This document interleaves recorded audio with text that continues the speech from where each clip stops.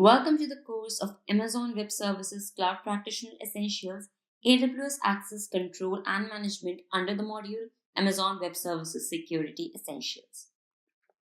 The objectives of this lesson are to learn about AWS Identity and Access Management, also called IAM, and Authentication and Access Control for AWS Systems Manager.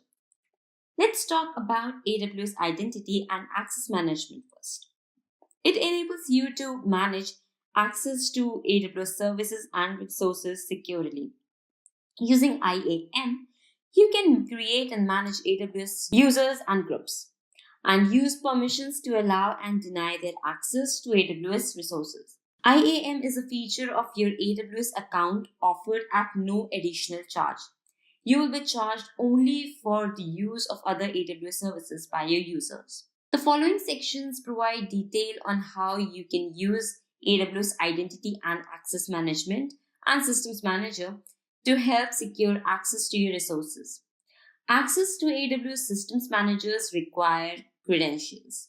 Those credentials must have permissions to access AWS resources for tasks such as creating or updating documents and registering tasks in Target with maintenance windows, authentication and access control, or the authorization as well. Now I will talk about authentication. You can access AWS as any of the following types of identities: AWS account root user or IAM user. AWS account root user, when signs up for AWS, you provide an email address and password that is associated with your AWS account. These are your root credentials and they provide complete access to all of your AWS resources. It is recommended to delete the root user. Root user is an IAM user with full permissions to your AWS account. You can use an IAM username and password to sign in to secure the AWS web pages like AWS Management Console, AWS Discussion Forum, or AWS Support Center. IAM user is simply an identity within your AWS console that has specific custom permissions, like other permissions to send event data to a target in the system manager. Whereas in authorization, even if you can have valid credentials to authenticate your requests, but unless you have permissions, you cannot create or access systems manager's resources. For example, you must have a permission to create, view, or delete activations, associations, documents, and maintenance windows, to register or deregister instances and patch baselines, and so on. There are two ways to provide access or authorization. For example, through programmatic access and console access. The programmatic access includes API, CLI, SDK, and requires key ID and secret access key, and the console access to login. Now let's see IAM features and benefits. IAM assists in creating roles and permissions. AWS IAM allows you to manage the IAM users and their accesses. You can create users in IAM, assign them individual security credentials, or request temporary security credentials to provide user access to AWS services and resources. You can manage permissions in order to control which operations a user can perform. You can manage IAM roles and their permissions by creating roles in the IAM and manage permissions to control which operations can be performed by the entity or AWS service that assumes that role. You can define which entity is allowed to assume that role. In addition, you can use service-linked roles to delegate permissions to AWS services that create and manage AWS resources on your behalf. You can manage federated users and their permissions.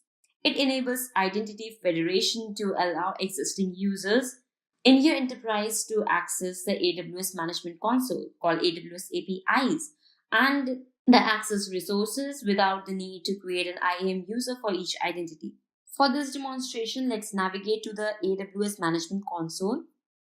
So here we are on the AWS Management Console. Now we'll just scroll down to Security, Identity, and Compliance. So this is that section and we'll click on IAM. Now this is Identity and Access Management sign-in link that you can see over here. This one. You can even customize this link from here. Then you can check your security status here. It doesn't seem good, like 4 out of 5 security status is incomplete and it has warnings. Now let's add some users to improve some security status. I will add 2 users. Now give a username for the first and the second user respectively.